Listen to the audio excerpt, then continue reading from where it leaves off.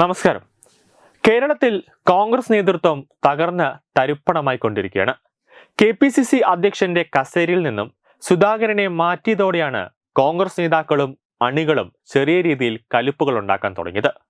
സുധാകരനാണെങ്കിൽ എന്തെങ്കിലും ദേഷ്യമുണ്ടെങ്കിലോ എന്തെങ്കിലും ഒരു നീരസമുണ്ടെങ്കിലോ അത് മനസ്സിലിട്ടുകൊണ്ട് നടക്കുന്ന കക്ഷിയല്ല. അപ്പോഴുള്ളത് അപ്പോൾ തന്നെ വിളിച്ചു പറയും. അതിനി മാധ്യമങ്ങളുടെ മുന്നിലായിരുന്നാലും ശരി, KPCCയുടെ ഓഫീസിലായിരുന്നാലും ശരി, നാട് റോഡിലായിരുന്നാലും ശരി, പറയേണ്ടത് അങ്ങ് വിളിച്ച് പച്ചക്കങ്ങ് പറയും. അതാണ് സുധാകരന്റെ ഒരു സ്വഭാവം. അതെല്ലാം പാർട്ടിക്ക് തന്നെ പലപ്പോഴായി തലവേദനയായി മാറിയിട്ടുമുണ്ട്. സണ്ണി ജോസഫിനെ KPCC അധ്യക്ഷൻ ആക്കിയതിലും നേതാക്കൾക്ക് നീരസമുണ്ട്. കൂടാതെ വലിയ രീതിയിൽ ഫണ്ട് തട്ടിപ്പ് വിഷയവും പാർട്ടിയുടെ തലയ്ക്ക് മുകളിൽ നിൽക്കുന്ന സമയത്താണ്. അതായത് വയനാട് വീട് വെച്ച് കൊടുക്കാമെന്നൊക്കെ പറഞ്ഞിട്ടത് മുണ്ടക്കൈ ചുരമല ഉരുൾപൊട്ടൽ സമയത്ത് വയനാട് വീട് വെച്ച് കൊടുക്കാമെന്നൊക്കെ പറഞ്ഞിട്ട് കോടിക്കണക്കിന് രൂപ രാഹുൽ മാങ്കൂട്ടത്തിൻ്റെ നേതൃത്വത്തിൽ പിരിച്ചിട്ടുണ്ടായിരുന്നു. പക്ഷേ അതിപ്പോൾ പൈസ ഇപ്പോൾ എങ്ങനെ കാൽക്കുലേറ്റ് ചെയ്താലും എത്ര കോടി രൂപ എത്തിയെന്ന് പറയുന്നു. പക്ഷെ ആ പൈസ ഒന്നും കിട്ടുന്നില്ല, ആ പൈസ ഒന്നും അക്കൗണ്ടിൽ ഇല്ല. അതൊക്കെ എവിടെ പോയി എന്നൊരു ചോദ്യമൊക്കെ ഉണ്ട്. അങ്ങനത്തെ ഒരു സമയത്ത് നിൽക്കുന്ന സമയത്താണ് ഇടിവെട്ടിയവനെ പാമ്പ് കടിച്ചു എന്ന രീതിയിലേക്ക് പറയുന്നത് പോലെ ഒരു ഓഡിയോ സന്ദേശം കോൺഗ്രസിന്റെ തലയിലേക്ക് വന്ന് പതിക്കുന്നത്. അത് നിസാര ഓഡിയോ സന്ദേശം ഒന്നുമല്ല. അതും കഴിഞ്ഞ വർഷം ഏപ്രിലിൽ നടത്തിയ ഫോൺ സംഭാഷണമാണ് പുറത്തായത്.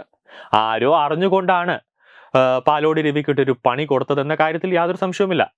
കേരളത്തിൽ കോൺഗ്രസ് നേതാക്കൾ തമ്മിൽ തല്ലുമ്പോൾ ഉടനെ ദില്ലിയിൽ നിന്നും KC വേണുഗോപാൽ പറന്നിറങ്ങും.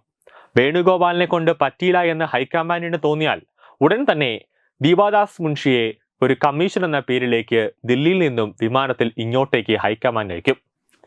എന്നാൽ ഈ ഹൈക്കമാൻഡ് എന്ന ലേബലിൽ ഇരിക്കുന്ന രാഹുൽ ഗാന്ധിക്ക് ഇതിലൊന്നും ഒരു പങ്കുമില്ല, ഒരു ശ്രദ്ധയുമില്ല എന്നാണ് ചിലപ്പോഴൊക്കെ തോന്നിപ്പോവും.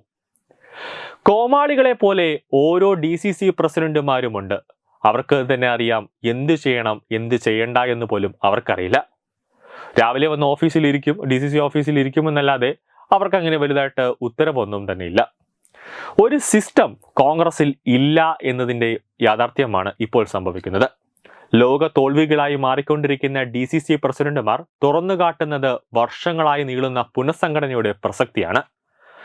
അതായത് ബമ്പർ ലോട്ടറി പോലെ ഇന്നല്ലെങ്കിൽ നാളെ അല്ലെങ്കിൽ മറ്റന്നാൾ അങ്ങനെ പോലെയാണ്. നാളെ ഒരു പുനഃസംഘടന വരും, അല്ലെങ്കിൽ മറ്റന്നാൾ വരും, അടുത്താഴ്ച വരും. അങ്ങനെയാണ് ഈ കോൺഗ്രസിലെ മുതിർന്ന നേതാക്കന്മാർ DCC പ്രസിഡന്റുമാരെ വിളിച്ചു പറയുന്നത്. KPCC ഭാരവാഹികളെയും DCC അധ്യക്ഷന്മാരെയും മാറ്റാനായി മാരത്തോൺ ചർച്ചകളുമായി നേതൃത്വം സമയം പാഴാക്കുമ്പോൾ കസേരകളിൽ ഇരുന്ന് ചീഞ്ഞു നാറുന്നവരായി ചില DCC പ്രസിഡന്റുമാർ മാറുന്നതിന് ഉദാഹരണമാണ് തിരുവനന്തപുരത്തെയും ഇടുക്കിയിലെയും ഉൾപ്പെടെ പല ജില്ലകളിലെയും അവസ്ഥ. മുമ്പ് താളം പിടിച്ച് ജനഗണമന തെറ്റിച്ചു പാടിയ തിരുവനന്തപുരത്തെ മുൻ DCC പ്രസിഡന്റ് പാലോടി രവിയുടേതായി പുറത്തു വന്ന വോയിസ് ക്ലിപ്പ് സംസ്ഥാനത്തെ പാർട്ടിക്കുണ്ടാക്കിയ നാണക്കേട് ചെറുതൊന്നുമല്ല. അതുകൊണ്ട് തന്നെയാണ് KPCC അധ്യക്ഷൻ പാലോടി രവിയിൽ നിന്നും രാജിക്കത്ത് എഴുതി വാങ്ങിച്ചത്. വോയിസ് ക്ലിപ്പിന്റെ കാര്യത്തിൽ ശത്രുക്കൾ ഒരുക്കിയ കെണിയിൽ വീണുപോയതാണ് രവിയെങ്കിലും ആ കസേരയിൽ ഇരുന്ന് ഒരിക്കലും പറയാൻ പാടില്ലാത്ത വാക്കുകളാണ് അദ്ദേഹത്തിന്റെ വായിൽ നിന്നും വന്നത്. മുതിർന്ന നേതാവ് ലക്കും ലഗാനുമില്ലാതെ ഓരോ കാര്യങ്ങളും വിളിച്ചു പറയുമ്പോൾ അതെല്ലാം അണികൾക്കുള്ള ലൈസൻസ് കൂടിയാണ് എന്ന കാര്യം നമ്മൾ ഓർക്കാതെ പോകരുത്. മുതിർന്ന നേതാവ് എന്തും വിളിച്ചു പറയുമ്പോൾ നാളെ അണികൾ തന്നെ ഇതിനപ്പുറത്തേക്ക് വിളിച്ചു പറയും. നിൽക്കണോ പോകണോ എന്ന നിശ്ചയമില്ലാത്ത 10ഓളം DCC പ്രസിഡന്റുമാരാണ് പുനഃസംഘടനയുടെ വാൾമുനയിൽ നിന്നുകൊണ്ട് പദവിയിൽ വാഴുന്നത്. തിരുവനന്തപുരത്തിന് സമാനമാണ് ഇടുക്കി, കൊല്ലം ഉൾപ്പെടെയുള്ള പല ജില്ലകളിലെയും അവസ്ഥ. പ്രസിഡന്റുമാരാകാൻ മത്സരിക്കുന്ന നേതാക്കൾ അവർ തമ്മിലുള്ള വടംവലിയും പാരവെപ്പും മാത്രമാണ് ഇപ്പോൾ DCCകളിൽ നടക്കുന്നത്. സംസ്ഥാനത്ത് ജനങ്ങൾ വിചാരിക്കുന്ന രീതിയിൽ പ്രതിപക്ഷം ഉയർന്നു വരുന്നില്ല, അല്ലെങ്കിൽ ഒത്തുപോകുന്നില്ല എന്ന് ജനങ്ങൾ തന്നെ പറയുന്നുണ്ട്. രാഹുൽ മാങ്കൂട്ടത്തിലെ പോലുള്ള യുവ നേതാക്കന്മാരുടെ എടുത്തുചാട്ടം ഉൾപ്പെടെ പാർട്ടിക്ക് ഓരോ ദിവസവും തലവേദന തന്നെയാണ് സൃഷ്ടിക്കുന്നത്. അവരിട്ടിരിക്കുന്നത് കതറാണ്. പക്ഷേ അതിനുള്ള ഒരു വില പോലും അവർ കോൺഗ്രസിലെ നേതാക്കളും അണികളും കൊടുക്കുന്നില്ല എന്നതാണ് യാഥാർത്ഥ്യം. News desk Tatwamayi news. ഭാരതത്തിലെ അതിപ്രശസ്തമായ ക്ഷേത്രങ്ങളിലേക്ക് മലയാളം ന്യൂസ് നെറ്റ്വർക്ക് സംഘടിപ്പിക്കുന്ന ആധ്യാത്മിക യാത്രകൾ. പ്രമുഖ ട്രാവൽ ഏജൻസിയായ യാത്രാനന്ദയുമായി ചേർന്ന് മലയാളം ന്യൂസ് നെറ്റ്വർക്ക് ഒരുക്കുന്ന യാത്രയിൽ ചുരുങ്ങിയ നിരക്കിൽ നിങ്ങൾക്കും പങ്കാളികളാകാം. ഭാരതത്തിലെ പ്രമുഖ ശക്തിപീഠമായ അസമിലെ കാമാഖ്യ ക്ഷേത്രത്തിലേക്കാണ് ആദ്യ യാത്ര. കാമരൂപമെന്ന് കാളിദാസനും പ്രാഗ്ജ്യോതിഷപുരമെന്ന് വ്യാസനും വിളിച്ച അതിമനോഹരമായ സംസ്ഥാനമാണ് അസം. സമമായി മറ്റൊന്നില്ല എന്നാണ് അസമിന്റെ അർത്ഥം.